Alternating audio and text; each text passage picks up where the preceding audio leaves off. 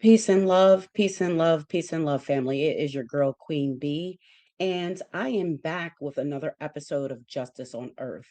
So, today we are going to be continuing our reading of the ISIS Papers, The Keys to Colors by Dr. Francis Cress Welsing. On the channel, we have already the introduction and chapter one. So, we're going to continue today's episode reading chapter two, and this material is being read for those who may not have the ability to read or can't get their hands on the book. So I will be reading from the Cress Welsing, The Keys to Color, the ISIS Papers. Okay. So this is the book we're reading. This is a very important book in your journey of learning the knowledge about this country, learning the knowledge about the history of how we've been treated in this country as foundational Black Americans. So it's very important that we understand this material. And then at the end, I will come back on and say a few words. But for now, I'm going to go off the screen. I'm going to go ahead and start the reading. So those that want to listen to get the understanding from Dr. Cress Welsing's brain, okay, you can understand what we're dealing with in this country because she breaks everything down in this book about why things are the way they are. So if you missed the introduction in chapter one, I'll link those videos in the description or whatever up here. It'll flash up here. Okay. So I am going to go off the screen and we're going to be reading the ISIS papers again, The Keys to Colors by Dr. Francis Cress Welsing. This is going to be chapter two. This is chapter two. It's called The Origin of Alienation, Anxiety, and Narcissism. This was written in 1980. Okay. So I am going to go off the screen. All right. All right. So I'm off the screen and we're going to start the reading. This is Justice on Earth on BTV. This is chapter two of the ISIS Papers, The Keys to Colors, Dr. Francis Cress Welsing. The Origin of Alienation, Anxiety, and Narcissism, written in August 1980. Dedication. This essay is dedicated to Genevieve Ikete, a Nigerian journalist who, because of the profound pain of alienation, took her life on June 25th, 1978, while residing in the United States of America. The world lost a brilliant mind and a generous person. Shortly before her death, she stated, "My superstructure is solid. I need a formidable foundation."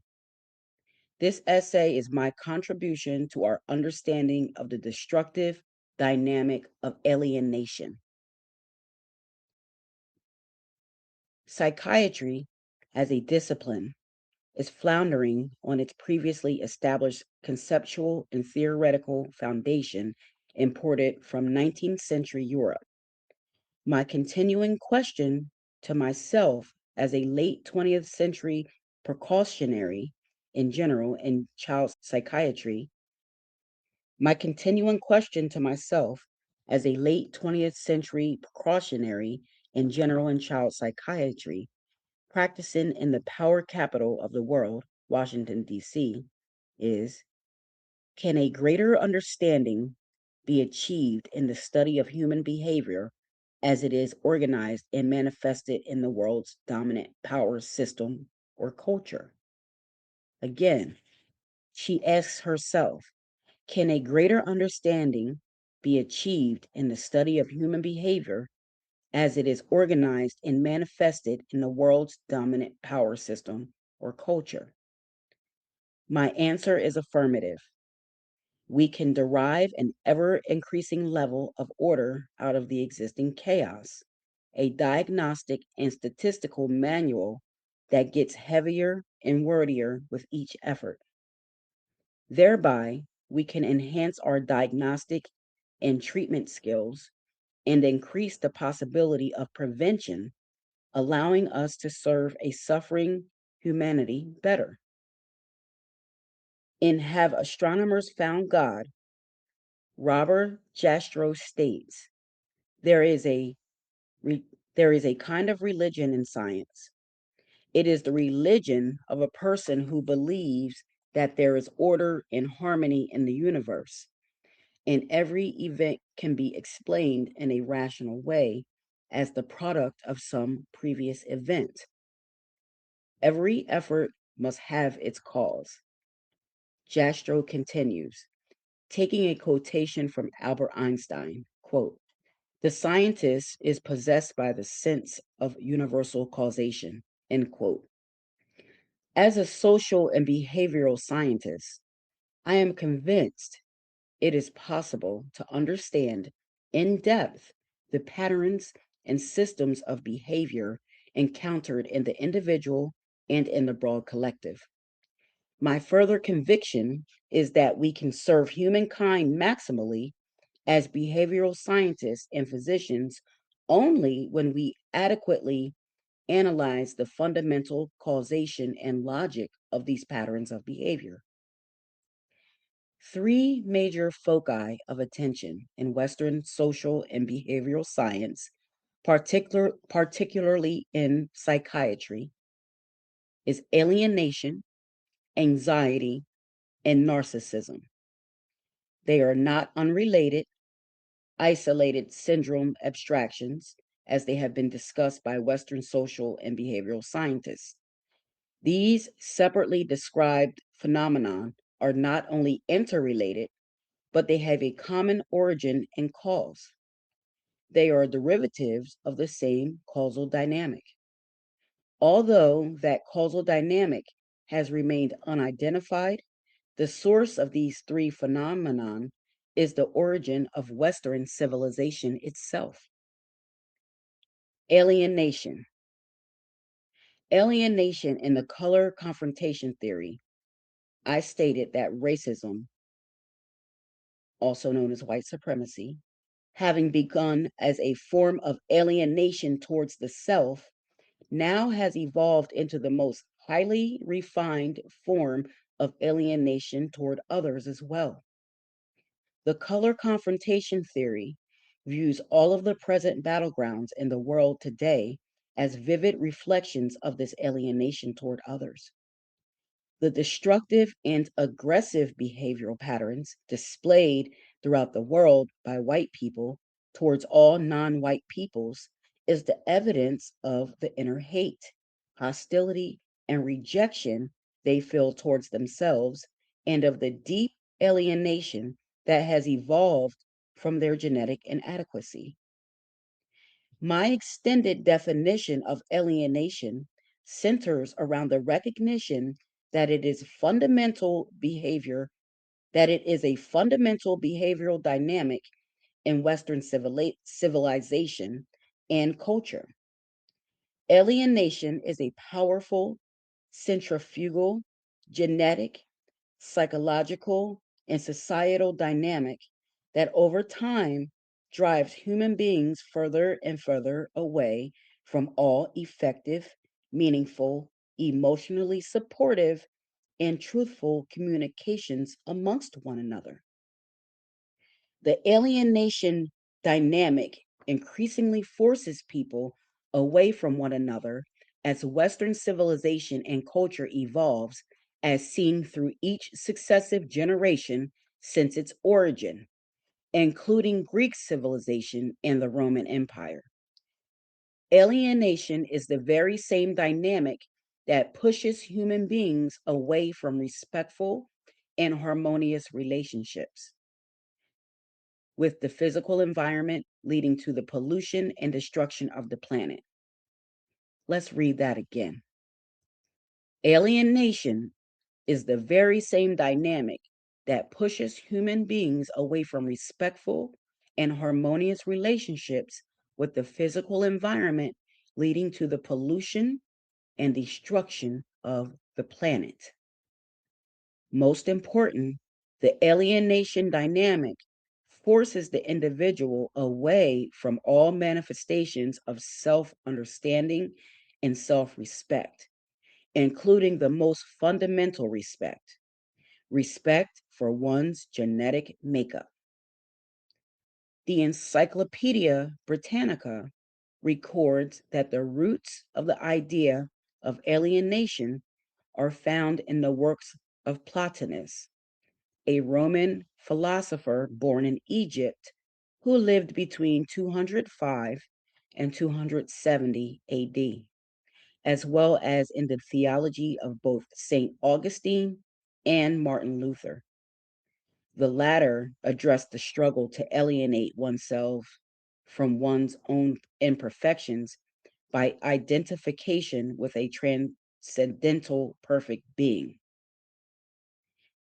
Entries on alienation did not appear in major reference books of the social sciences until 1935, but the concept of alienation was present in classical sociological texts of the 19th and 20th centuries in the work of Marx, Durkheim, Tanis, Weber, and Simmel.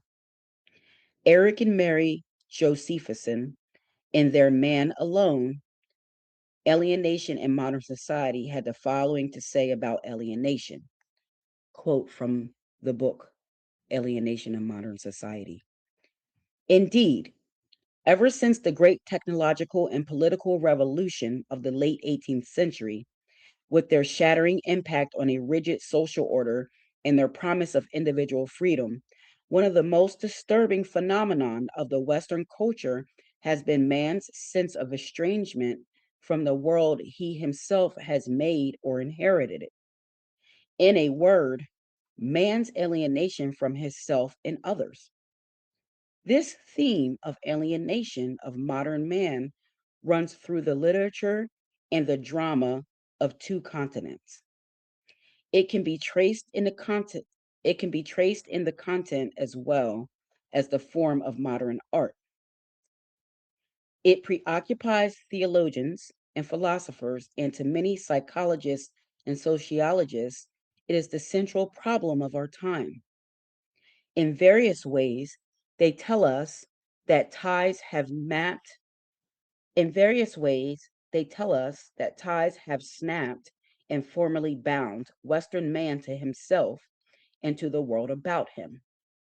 In diverse language, they say that man in modern industrial societies is rapidly becoming detached from nature, from his old gods, from the technology and the transformed and from the technology that has transformed his environment and now threatens to destroy it, from his work and its products, and from his leisure from the complex social institutions that presumably serve but are more likely to manipulate him, from the community in which he lives, and above all, from himself, from his body and his sex, from his feelings of love and tenderness, and from his art, his creative and productive potential.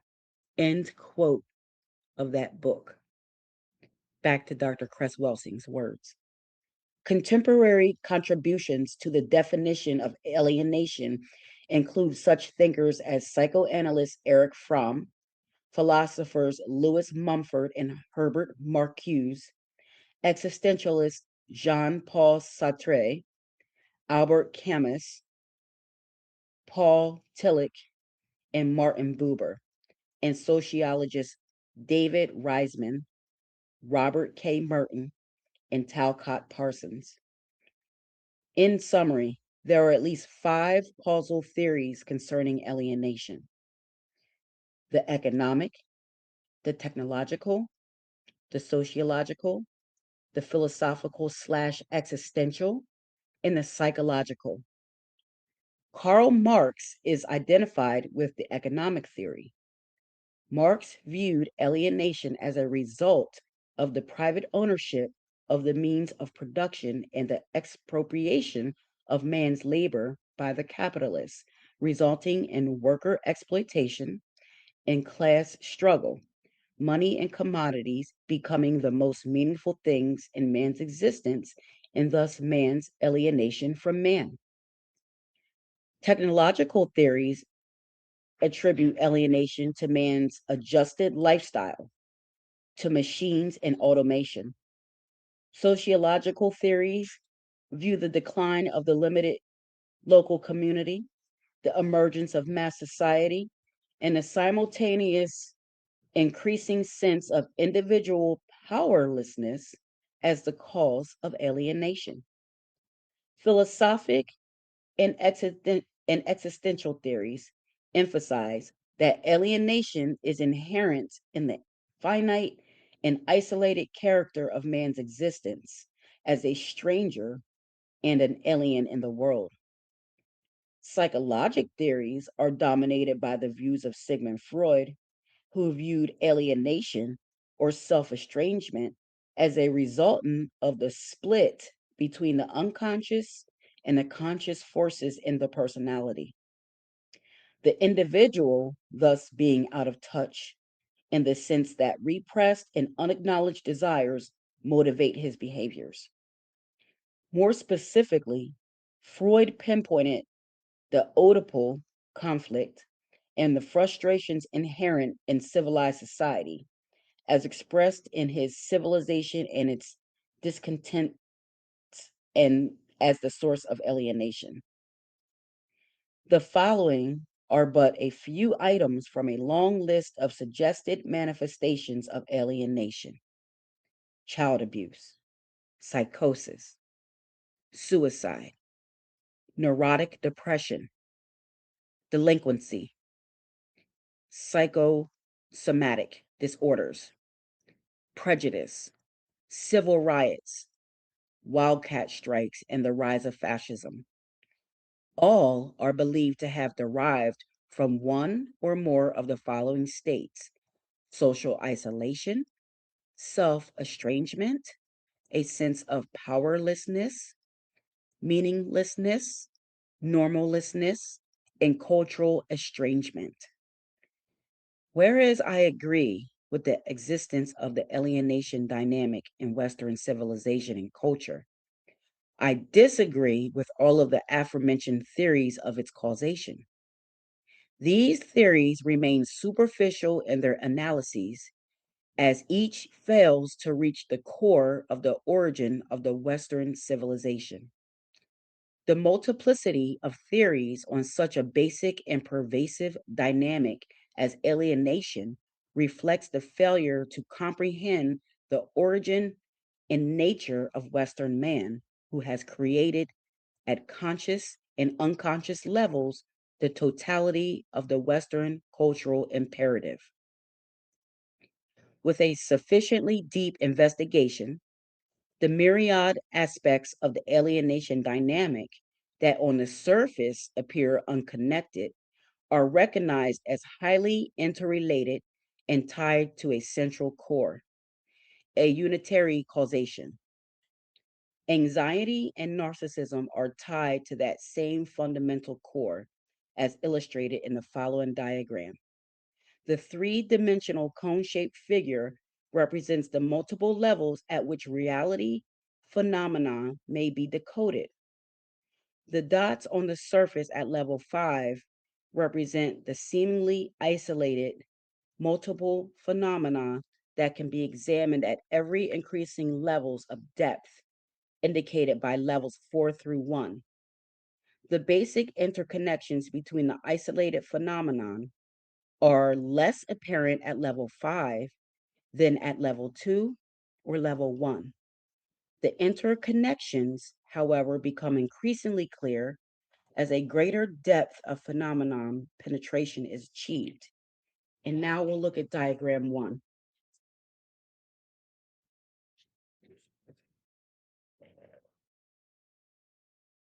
This is the diagram.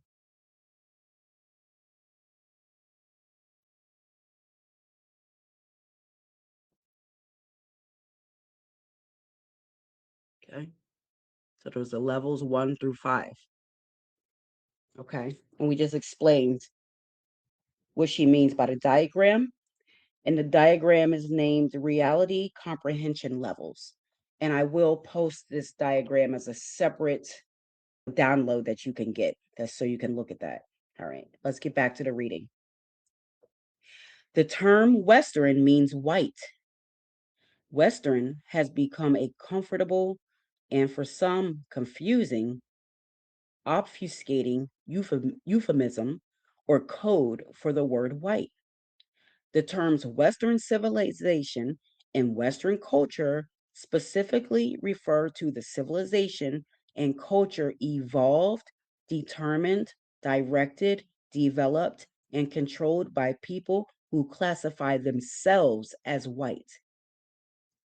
As mentioned in the color confrontation theory, white-skinned people who lack any substantial level of permanent melanin in their skin historically have contrasted themselves with all people in the world who have substantial, recognizable, and permanent levels of melanin. These skin pigmented persons are referred to by the whites as non white people, or when they are subdivided by the whites, they are referred to as black, brown, red, and yellow peoples. Non white peoples collectively constitute the global numerical majority. Again, non white peoples collectively constitute the global numerical majority. This skin pigmented global majority is genetically dominant to the genetically recessive whites, and genetically they can annihilate the whites. These facts are essential to a thorough understanding of not only alienation, but anxiety and narcissism as well. We're going to read that again for anyone in the back that did not hear it. This skin pigmented global majority is genetically dominant to the genetically recessive whites, and genetically they can annihilate the whites. These facts are essential to a thorough understanding of not only alienation, but anxiety and narcissism as well. One cannot comprehend alienation, anxiety, and narcissism as major phenomenon in the Western civilization and culture without an understanding of the origin of white-skinned people and their evolved thoughts and feelings, conscious and unconscious, about themselves. White skin is a form of albinism.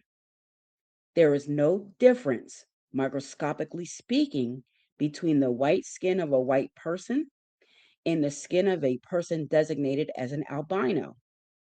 My central thesis here is that white skinned peoples came into existence thousands of years ago as the albino mutant offspring of black skinned mothers and fathers in Africa. A sizable number of these Black parents had produced, rejected, and cast out of the community their genetic defective albino offspring to live away from the normal Black skin pigmented population with the awareness of their rejection and alienation as in leper colonies. The white tribes' eventual migration northward to escape the intensity of the equatorial sun of the southern hemisphere left the albinos eventually situated in an area of the world known as Europe, now recognized as the home of the white tribes.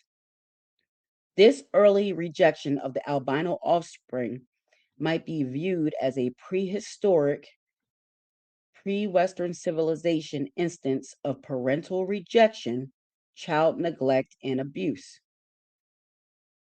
Sexual intercourse between the isolated albino mutants produced a white race. Understanding race as an isolated population sharing a significant number of common identifying genes. This pattern of isolation, this pattern of isolating individuals with defective genetic patterns is no different than the present day practice of placing genetically abnormal individuals in institutions away from the quote unquote normal population group. Another current practice is the isolation of those who are genetically different into ghettos, which is an exact parallel to the albino isolation. Support for my position is found in an article entitled Albinism by Carl Whitcop Jr. in the 1975 issue of Natural History magazine, now quoting Carl Whitcop from Natural Historical Magazine. Historically, people with various depigmenting conditions, including albinism, have occupied a spectrum of social positions ranging from outcasts to semigods. Montezuma, emperor of the Aztecs at the time of Cortez's conquest, maintained a museum of living human biological curiosities. Prominent among these people were numerous albinos, peoples with leprosy, which frequently causes a spotty depigmentation of the skin and hair, are described in biblical literature as the lowest outcast among the sandblasts. Albinos are semi outcasts. They participate less in daytime travel activity and are not permitted to marry. Biological investigations show that as a group, they are somewhat smaller and their muscles are not as well developed as those of the pigmented sandblasts. The quote ends here and then continues. So I'll end quote there. Similarly, in the article entitled Kuna Moonchild Albinism in the Journal of Heredity, Clyde Keeler notes, among other findings on albinism. This is Clyde Keeler's notes from the Journal of Heredity on albinism. Quote, the voice quality of albino males is soft and higher pitched than in merino, normal brown males. In addition, they appear to be deficient in male sex hormone, and while they may be fertile, they have a lower phallic posture due to flaccidity. Albinos usually have flabby muscles and reduced muscular strength, as shown by manometer readings. Psychiatric examination of 6 albinos showed their work to be generally in an intellectual sphere where overcompensation is the rule. Religion serves as a major support for many albinos who take a fatalistic view of life and blame their failures on their albinism, which is God's will. As a usual thing, sexual experience is much more limited in the albinos, who until recently were not allowed to marry. While albino males have the reputation of being weakly sexed, albino females are said to be as active sexually as merinos, and they frequently have illegitimate children, end quote. And to give some reference, the Sandblasts are an Indian group in Panama, Central America. Okay, back to Francis Cress Welsing's words. It should be noted that many of the Sandblast albinos were indistinguishable from Scandinavians or other Northern Europeans. The 19th century German philosopher Arthur Schopenhauer made the following statement about white skin in the book The Philosophy of the Schopenhauer Metaphysics of Love of Sexes, which illuminates both Whitcop's and Keller's findings. Quote, the white color of skin is not natural to man, but that by nature he has a black or brown skin, like our forefathers, the Hindus, that consequently a white man has never originally sprung from the womb of nature, and that thus there is no such thing as a white race as much as this is talked of, but every white man is a faded or a bleached one. Again, this is from the German philosopher Arthur Schopenhauer, out of The Philosophy of Schopenhauer, Metaphysics of Love and Sexes. Again, quote, the white color of skin is not natural to man, but that by nature he has a black or brown skin, like our forefathers, the Hindus. that consequently a white man has never originally sprung from the womb of nature, and that thus there is no such thing as a white race, as much as this is talked of, but every white man is a faded or bleached one. End quote. Back to Francis Cress Welsing's dissent. Back to Francis Cress Welsing's words. Additional support is found in the work of Chiak Anti. Additional support is found in the work of Dr. Chiak Diop, the highly respected Senegalese anthropologist and Egyptologist, founder of the Radiocarbon Institute of the Fundamental Institute of Black Africa, Dakar in Dakar, Senegal. Dr. Diop is an interviewer. Dr. Diop, in an interview in the winter of 1976 issue of Black Books Bulletin, stated, quote, "There is absolutely no doubt the white race, which appeared for the first time during the Upper Paleolithic era around 20,000 BC, was the product of a process of depigmentation." End quote. Further, Dr. Diop informs us that much later the whites commenced their migratory movements towards the southern area around 1500 BC. Therefore, it should not be surprising that deep within the historic and current mythology and symbolism of Western culture, white supremacy system and culture is evidence to strongly support the above outlined mode of origin as that actually traversed by the global albino white collective. Major evidence for this theory of albinism, whiteness, is found in the symbolism of the Adam and Eve biblical mythology. Western civilization looks to this mythology in the book of Genesis as the account of its beginning. The essential elements of the Adam and Eve story are that Adam and Eve were in the Garden of Eden, ate the forbidden fruit, the apple, had sexual intercourse, became ashamed of their nakedness, and were chased from the Garden of Eden. My decoding of that fundamental mythology and symbolism for Western civilization is as follows. Adam and Eve are the symbolic figures of the early albino mutants produced by Black parents. The Garden of Eden is Africa, the place where all knowledgeable anthropologists and paleontologists are informing us that human life began, and the first human beings were Black skinned.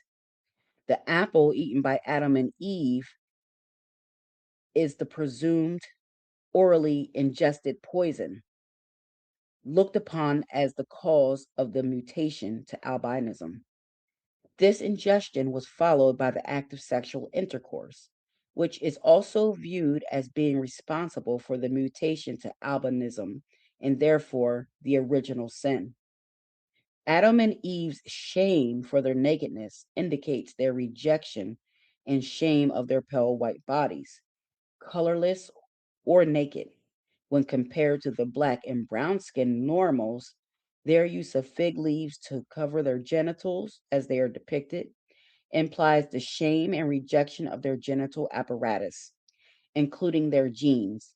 Their expulsion from the Garden of Eden represents the isolation of the albino mutants away from the skin pigmented normals in their voluntary or involuntary migration out of Africa northward into Europe.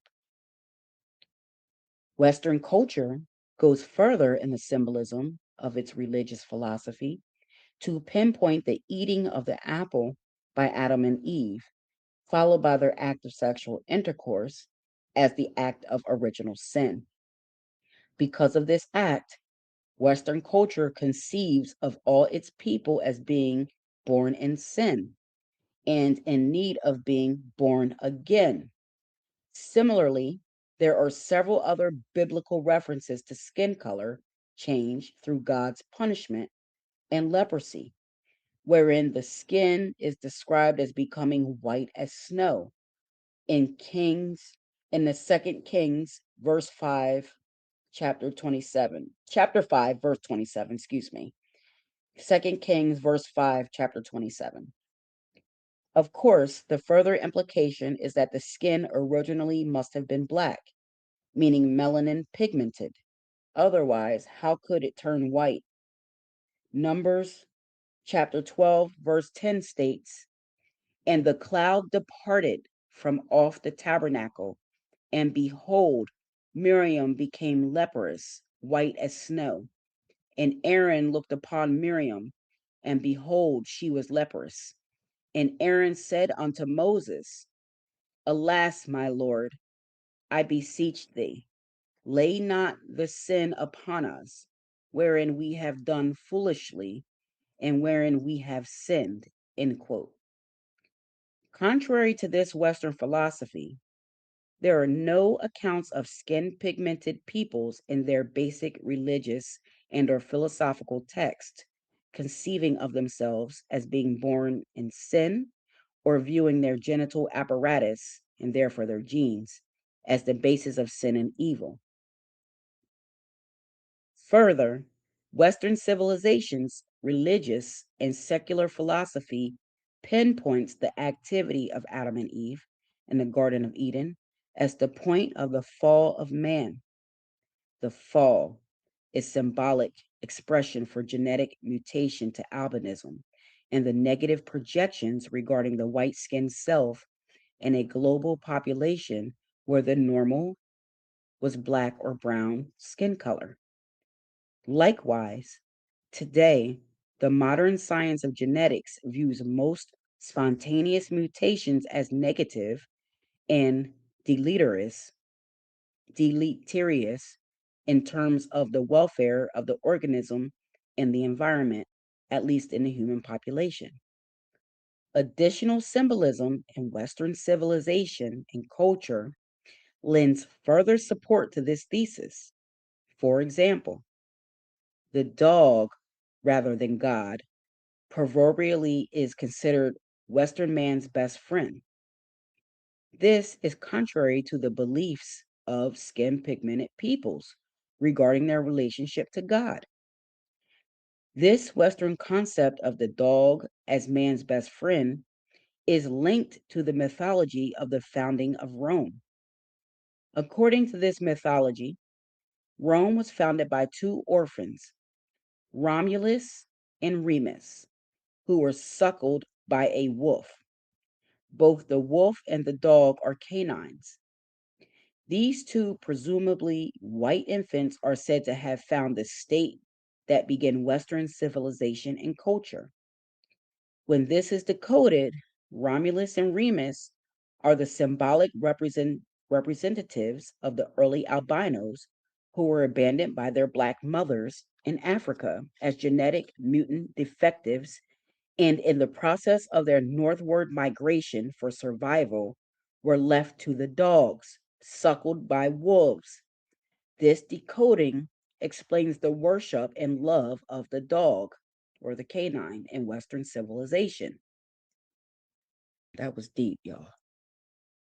That's deep right there. All right. Western man's affection for the dog is reflected in that in 1978 in New York City, dogs were permitted to put 250,000 pounds of fecal matter on the streets each day, defiling the environment for human beings. And this is the love and worship of the dog reflected in a mirror image of the words God and dog, even at this advanced stage in the expression and evolution of Western civilization and culture. Further, as relationships among people become more alienated, Western peoples and those non white peoples who have been influenced most heavily by Western culture are gaining more satisfaction from feeding, clothing, loving, and kissing canines than in feeding, clothing, loving, and kissing human beings. Western civilization's original symbolized relationship to the canine following the African Black mother's rejection of the albino mutant offsprings undoubtedly has influenced the frequent use of cursing expressions such as bitch and son of a bitch. These degrading expressions are usually pejor- pejoratively pejoratively because deep. All right, let's start that over because I'm saying that word wrong. These degrading expressions are used pejoratively because deep within the unconscious Western white albino psyche, their rejected mutant status is viewed pejoratively in a world where the human norm is to have hue. All right, real quick, let's look up pejoratively because I don't know what that word means. And then we'll continue the reading. Okay. So pejorative means expressing contempt or disapproval. A word expressing contempt or disapproval. Okay. So let's read that again with the understanding of what that word means. So let's go back. We're just going to reread this part because this is very important, family. This is giving you the science. Let me get here. This is giving you the science, the psychology, the psychiatry behind this attitude of Western civilization toward melanated people. Okay, so this is Dr. Frances Cress Welsing. She is giving us the science here. So let's read this again. I'm going to read that whole paragraph again. Now that we know what pejoratively means, okay? Western civilization's original symbolized relationship to the canine following the African Black mother's rejection of the albino mutant offsprings undoubtedly has influenced the frequent use of the cursing expressions bitch and son of a bitch. So this is where those expressions come from, family. Okay? These degrading expressions are used pejoratively in a demeaning way. We just read that because deep within the unconscious Western white albino psyche, their rejected mutant status is viewed pejoratively in a world where the human norm is to have hue. Okay? All right, let's continue. Greater insight into the sense of alienation in Western culture is provided by the use of the word mammy. When whites refer to Black female caretakers while referring to the white female caretaker as nanny. So the Black female caretaker is referred to as mammy while referring to the white female caretaker as nanny. Clearly, nanny is something less than mammy. Also, the words uncle and auntie used by whites toward Blacks bespeak the unconscious awareness of a deep and ancient familial relationship. The disrupted relationship is the origin of alienation, as supported by the symbolic rituals of Western fraternal organizations, such as the Masons and the Greek fraternities and sororities. The acting out of the crossing of the burning sands gives reference to the albino mutants' expulsion from Africa across the burning sands of the Sahara Desert, out of Africa and into Europe. This was the original alienation experience of the albino whites first spawned in Africa.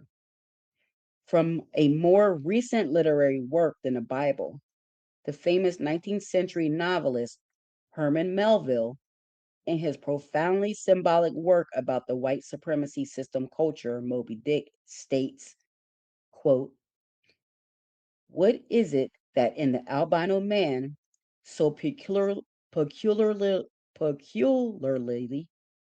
what is it in the albino man so peculiar, repels, and often shocks the eye, as that sometimes he is loathed by his own kith and kin? It is that whiteness which invests him, a thing expressed by the name he bears. The albino is as well made as other men, has no substantive deformity. And yet, this mere aspect of all pervading whiteness makes him more strangely hideous than the ugliest abortion. Why should this be so? End quote. Another famous American author, Mark Twain, in a collection of articles entitled Mark Twain on the Damned Human Race, compliments Melville's assessment in his essay called Skin Deep. Twain's analysis suggests the depth of alienation experienced by whites albinos. Quote, this is from Mark Twain from his essay called Skin Deep. Quote, nearly all black and brown skins are beautiful, but a beautiful white skin is rare. How rare?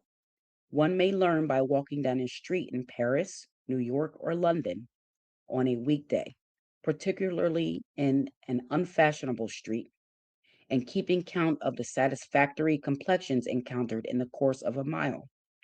Where dark complexions are masked, they make the whites look bleached out, unwholesome, and sometimes frankly ghastly. I could notice this as a boy down south in the slavery days before the war. The splendid black satin skin of the South African Zulus of Durban seemed to me to come very close to perfection. I can see those Zulus, yet handsome and intensely black creatures, moderately clothed in loose summer stuffs, whose snowy whose snowy whiteness made the black all the blacker by contrast.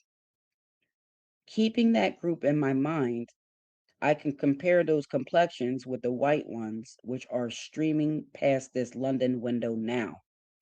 Twain continues detailing the negative attributes of white skin. Quote, the advantage is with the Zulu, I think. He starts with a beautiful complexion and it will last him through. And as for the Indian, brown, firm, smooth, blemishless, pleasant, and restful to the eye, afraid of no color, harmonizing with all colors, and adding grace to them all. I think there is no sort of chance for the average white complexion against that rich, imperfect tint.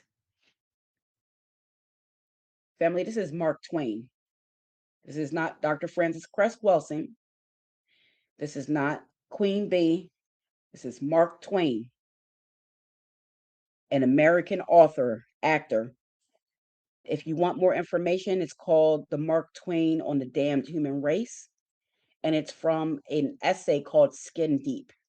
And this is one of the deepest things that I've ever read. I didn't know that existed this way. So this is a learning opportunity for all of us. Okay. So that's very deep information that we just read. And I'm just going to read the last part of it again because this is Mark Twain. This is Mark Twain. Okay. He said, I quote, the advantage is with the Zulu, I think. He starts with a beautiful complexion and it will last him through. And as for the Indians, we know who he's talking about, foundational Black Americans. And as for the Indians, brown, brown, firm, smooth, blemishless, pleasant, and restful to the eye, afraid of no color, harmonizing with all colors, and adding grace to them all. I think there is no sort of chance for the average white complexion against that rich and perfect tint. This right here proves the jealousy. It proves it right there. They said it, not us. Let's continue with the book. We're getting back to Frances Cress Welsing now because she's giving examples. All right, back to Frances, Dr. Welsing. Finally, major documentation in Western literary symbolism that explains the origin of the global white collective's alienation and unconscious awareness of this fact is the stark symbolism of the profoundly important work of Edgar Rice Burroughs, the author of the Tarzan series. The first of this series, Tarzan of the Apes, was copyrighted in 1912 and published in 1914. Before Burroughs died in 1950, he had produced 26 Tarzan books. So significant is the Tarzan symbolism for Western civilization and culture that Burroughs' company remains a multi-million-dollar industry worldwide. Edgar Rice Burroughs is one of the largest selling authors in the world. In 1975, his company estimated that more than 150 million copies of his books had been printed in 50 different languages around the world. By 1980, the entire Tarzan series was being reissued. Tarzan is the story of a British baby, Lord Greystoke, who was abandoned in Africa at the age of 9 months after his parents died. The great black apes then took care of him, as a passage from Tarzan of the Apes relates. Quote, the hunger closed the gap between them and Lord Greystoke, nursed at the breast of Kala, the great ape. End quote. It is a sharp leap through the symbolism to decode that 9 months after conception, a white albino mutant was born to an African black parent and then abandoned. The child, in its anger and alienation, later returns to the scene of his rejection to dominate the Africans and all other non white peoples. Burroughs stated that the name Tarzan meant white skin. Again, Burroughs stated that the name Tarzan meant white skin in the language of the apes. In 1929, copyrighted Tarzan at the Earth's Core, 13th in its series, Burroughs explains this in more detail. Quote, the sun beating down upon his naked body had no such effect upon his skin as would the sun of the outer world under like conditions. But it did impart to him a new confidence, similar to that which he would have felt had he been able to retrieve his lost apparel. And in this fact, at his nakedness, and in this fact, he saw what he believed to be the real cause of his first embarrassment at his nakedness.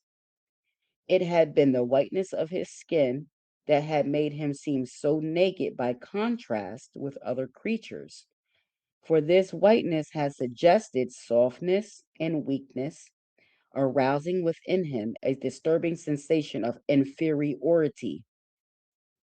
But now, as he took on his heavy coat of tan, and his feet become hardened and accustomed to the new conditions, he walked no longer in constant realization of his nakedness. End quote. Justice Burroughs reveals this deep preoccupation of the white collective in Tarzan. We still find the white collective neurotically concerned with their white skin nakedness, developing sun tanning parlors so as to produce a permanent state of brown skin coloration. For example, Newsweek printed an article in December of 1979 entitled 90-Second Suntans, in which one sun lamp devotee, when reminded of the in which one sun lamp devotee, when reminded of the hazards of sun tanning, stated, quote, if tanning is going to kill me, at least I'll be a good looking corpse. End quote. So ready to die to be black, huh? That wasn't a part of the book. That was me. Okay. Back to the book. The American Cancer Society estimates that the 1980 figure for new cases of skin cancer is 14,001, while an estimated 6,200 people will die from the specific skin cancer named melanoma. Despite these warnings, suntanning persists. A cursory glance at any beach or swimming pool today will provide a clear indication of the present number of white skinned persons who are all self alienated even to the point of increasing their potential for cancer causing death. They continue to pursue temporary skin pigmentation, even unto death, to become members of the human family. Deep, that's deep family. Yeah, break. The symbolic profundity of all the above should leave little doubt that whites' awareness of the origin of their alienation is in no sense superficial. This awareness goes deep to the genetic core of white people's status as mutated albinism variants and to the core of their concept and image of self as such. The Western brain computer, individual and collective, then spawns patterns of its specific alienations in myths, symbols, logic, thought, speech, action, emotional response, and perception in all areas of people activity, economics, education, entertainment, labor, law, politics, religion, sex, and war. I've added agriculture and health to make 11 areas of activity. Okay. Anxiety. More briefly, the core aspects of anxiety and narcissism and ci- in Western civilization and culture, which are integrally associated with the dynamic of alienation, must be discussed. Dr. Rollo May, in his book, The Meaning of Anxiety, correctly informs us in the foreword in the 1950 edition, quote, for the past 100 years, psychologists, philosophers, social historians, and other students of humanity have been increasingly preoccupied with this nameless and formless uneasiness that has dogged the footsteps of modern man. Yet, in all that time, to my knowledge, only two attempts have been made in book form, one essay by Kierkegaard and one by Freud, to present an objective picture of anxiety and to indicate constructive methods of dealing with it. End quote. 27 years later, in the foreword to the revised edition, Dr. May states, I quote, I believe a bold theory is necessary that will comprehend not only our normal and neurotic anxiety, but anxiety in literature, art, and philosophy as well. This theory must be formulated at our highest level of abstraction. I propose that this theory be founded on the definition that anxiety is the experience of being affirming of I propose that this theory be founded on the definition that anxiety is the experience of being affirming itself against non-being. So it's the experience of being affirming itself against non being.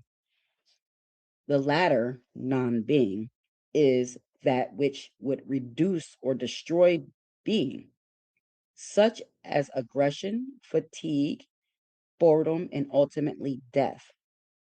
I've written this book in the hope that its publication will aid in the forming of this theory of anxiety. Dr. May continues in his statement of the book's purpose, quote, despite the fact that anxiety has become a central problem to so many diverse areas in our culture, the attack on the problem has been handicapped by the fact that the various theories and studies of anxiety have to date been uncoordinated. In spite of the industrious work by skilled psychologists, this is as true in 1977 as it was in 1950. As is evident to anyone reading the papers from various symposia on anxiety. We do not even use the same language. Freud's description of the state of the problem in the opening paragraph of his chapter on anxiety, published in 1935, is still largely accurate, quoting Freud. You will not be surprised to hear that I have a great deal of new information to give you about our hypothesis on the subject of anxiety, and also that none of the information claims to provide a final solution to these doubtful problems, end quote of Freud, back to quoting Dr. May. What is necessary at the present stage of the understanding of anxiety is the introduction of the right abstract ideas and of their application to the raw material of observation so as to bring order and lucidity into it. End quote. Back to Dr. Francis Cress Welsing. It is clear that the distinguished Dr. May, in regarding neurotic anxiety, took into account Freud's discussion of neurotic anxiety as most fundamentally related to the birth trauma and to the fear of castration. Dr. May later broadened this concept, writing, quote, it is very suggestive to that the first anxiety state arose on the occasion of the separation from the mother, end quote. Dr. May continues referring to the danger of castration as, quote, a reaction to a loss, to a separation of which the prototype is the birth experience, end quote. He also includes the analysis of other noted psychologists concerning anxiety. Otto Renk's view of anxiety as stemming from the central problem of individuation, and then the fear of life and the fear of death. Alfred Adler's view of anxiety as related to feelings of inferiority, Jung's belief that anxiety is the individual's reaction to the invasion of his conscious mind by irrational forces and images from the collective unconscious. Karen Horney's view of anxiety as a reaction to a threat, to something belonging to the core of the personality, coupled with hostility response. And then finally, Harry Stack Sullivan's view of anxiety as apprehension of interpersonal disapproval. However, Dr. May recognized these theories, including his own, which is being affirming itself against non being, remains insufficient. I also view these approaches as insufficient and conclude, as argued in my earlier discussion of alienation, that anxiety in the Western civilization and culture stems from the origin of that culture, which rests most fundamentally in in the production of albino mutants from Black parents in Africa. Anxiety and alienation in Western culture is the result of rejection of these albinos because of their genetic deficiency status and their subsequent abandonment and migration northward to form what is now recognized as the white race. This global white collective maintains a different appearance from the rest of humankind, and they dislike this difference. Therefore, they tan and they use makeup. They remain a minority of the world's people, surrounded globally by a black, brown, red, and yellow global majority.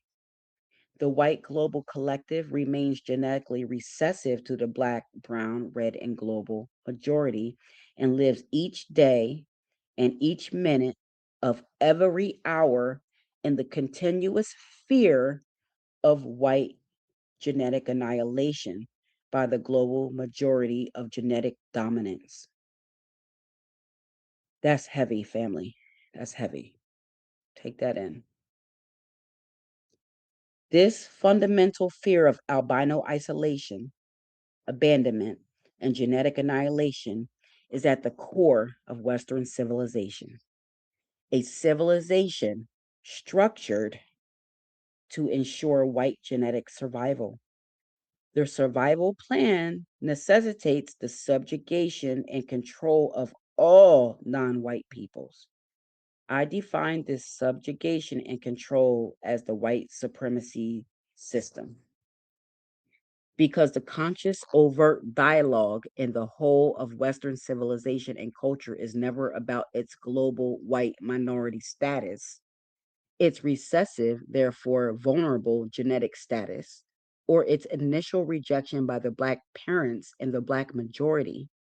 These feelings about self and fears of inadequacy and vulnerability reside underground in the brain computer. These subconscious and unconscious thoughts become the basis for the pervasive neurotic anxiety that characterizes Western culture. Such is the specific nature and cause of this nameless and formless uneasiness that has dogged the footsteps of modern man. Modern man means Western man, means white man, means the global white collective. This is the reason that Valium is the most prescribed drug in the US, the key unit of Western civilization and culture. It is the same anxiety that causes Western civilization's preoccupation with weapons, spending more money arma- on on armaments than on any other single budgetary item. So armaments means weaponry.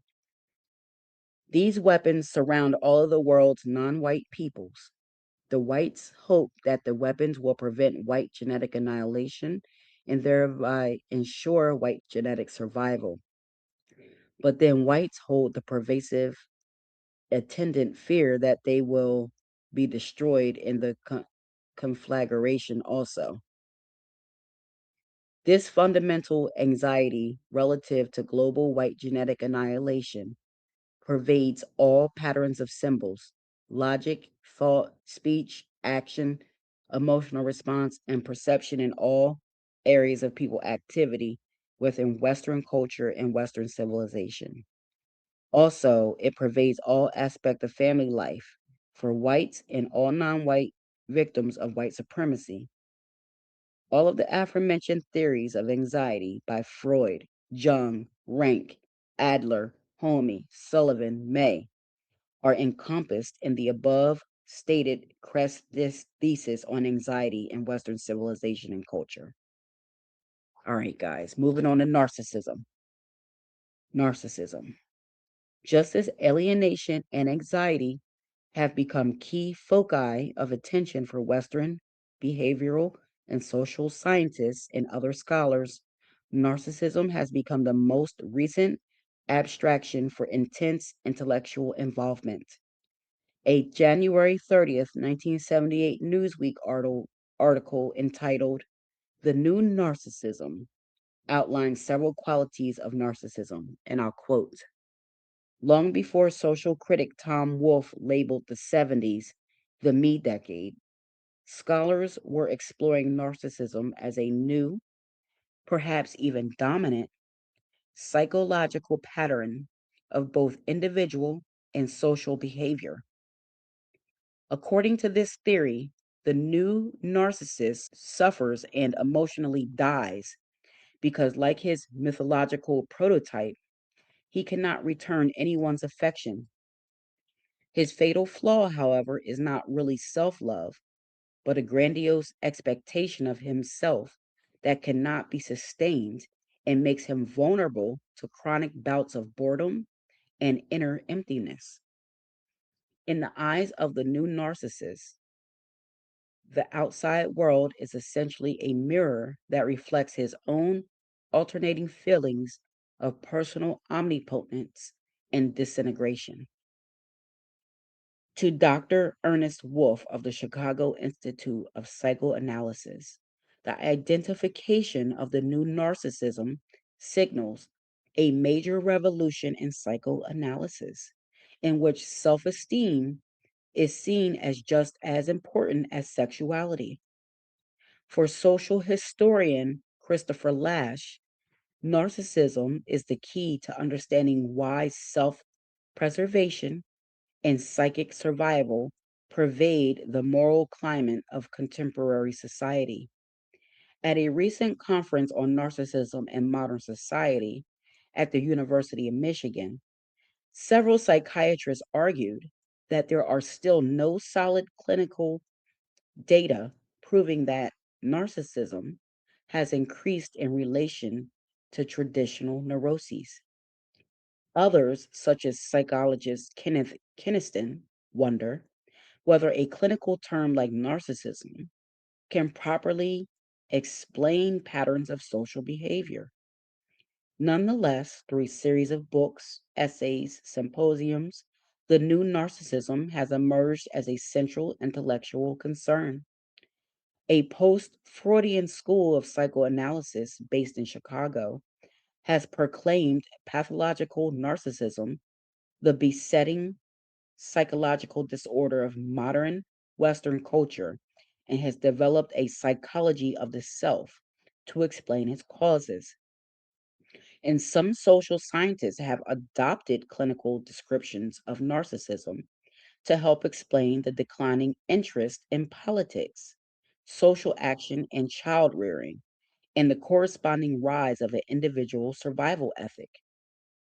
Pathological narcissists simply cannot depend upon others, which for me is a crucial characteristic, says New York psychoanalyst Otto Kernberg, author of an influential study, Borderline Conditions and Pathological Narcissism.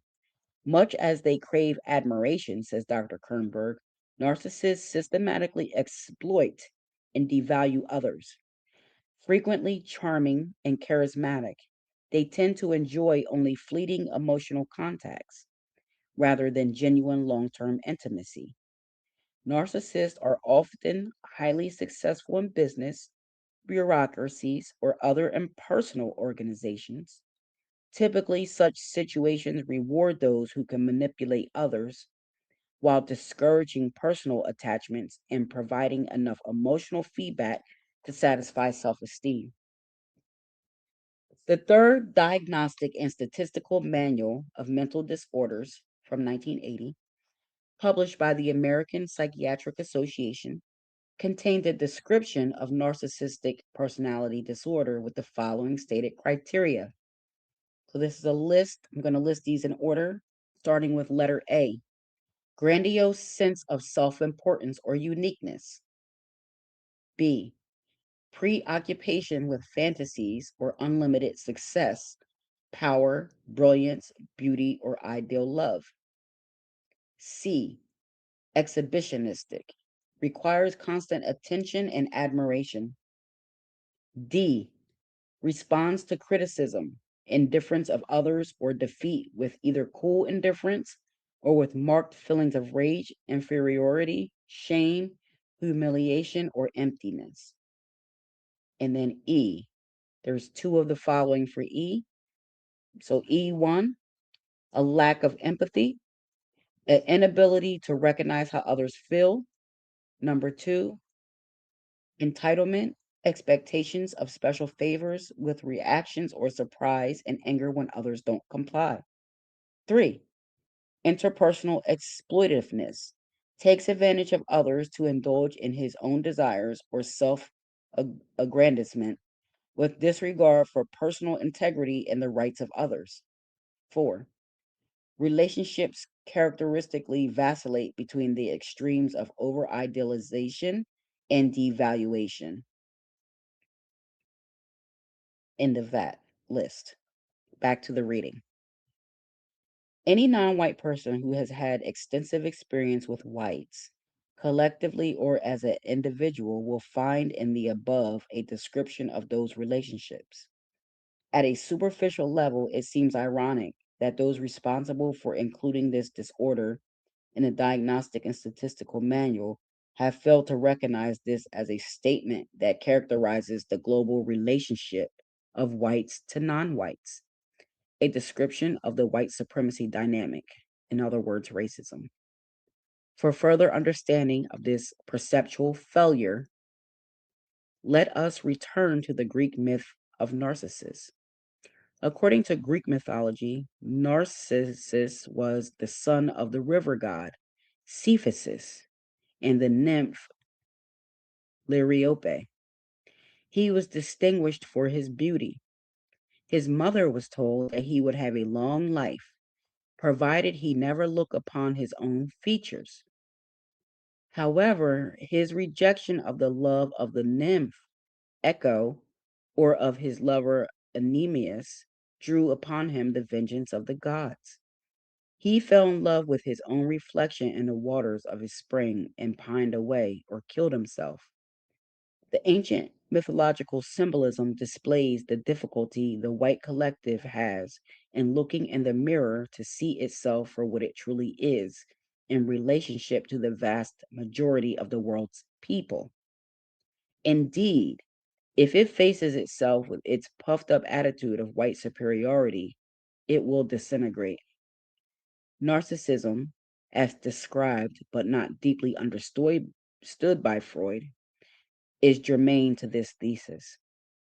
Freud viewed narcissism as a character disorder in which there was fixation of libido, libidinal, libidinal energy, libido energy upon the self. Because of a lack of love or response on the part of the parents, the libido energy never can be discharged upon another person with satisfaction.